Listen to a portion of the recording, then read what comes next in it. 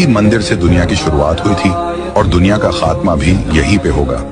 महाराष्ट्र के हरिश्चंद्रगढ़ में एक ऐसा मंदिर है जिसे रहस्यों की चाबी कहा जाता है, केदारेश्वर गुफा मंदिर। यहाँ एक विशाल शिवलिंग है जो हमेशा बर्फीले पानी में डूबा रहता है, लेकिन असली रहस्य ये नहीं है।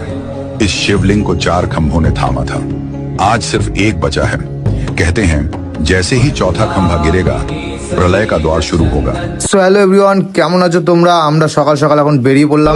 আমরা এখন যাচ্ছি হরিশ্চন্দ্রগড়। এই যে দেখছো ভক্তরা সবাই আছে গাড়িতে। তো বন্ধুরা, তোমরা ভিডিওর প্রথমেই বুঝতে পারছো যে আমরা কোথায় যাচ্ছি। হ্যাঁ, আমরা যাবো কেদারেশ্বর গুফা মন্দিরে। তো আমরা আগের দিন হারিয়ার পর যে গাড়িটা নিয়ে গেছিলাম ওই গাড়িটাই আমরা বুক করেছি। চলো গাইস, দেখা হচ্ছে হরিশ্চন্দ্রগড়ে। তো বন্ধুরা, ফাইনালি চলে আসলাম। তো এখানে দেখতে পাচ্ছ এন্ট্রি আছে। এখানে এন্ট্রির জন্য কিন্তু তোমাদের পার হেড 50 টাকা করে লাগবে, আর গাড়ির লাগবে হচ্ছে 150 টাকা। তো গাইস এর ভিতরে চলে আসলাম। তো দেখো নাজারাটা, ওয়াটারফলস এর নাজারা।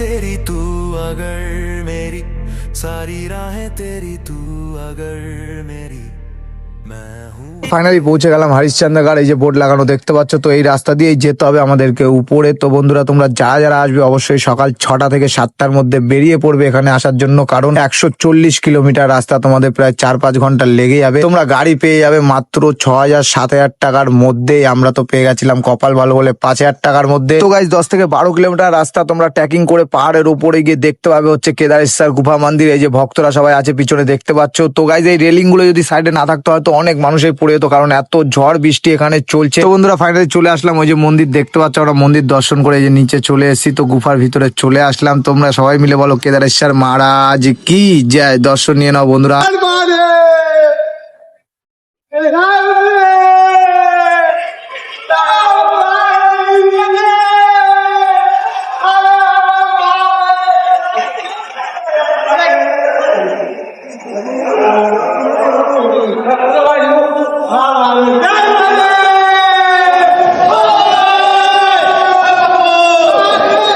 তো বন্ধুরা, ফাইনালি আমিও গিয়ে বাবার দর্শন করে নিলাম। তো গাইস চলো দেখা হচ্ছে নেক্সট ব্লগে। আর ভিডিওটা ভালো লাগলে অবশ্যই লাইক কমেন্ট শেয়ার করে দিও। টাটা।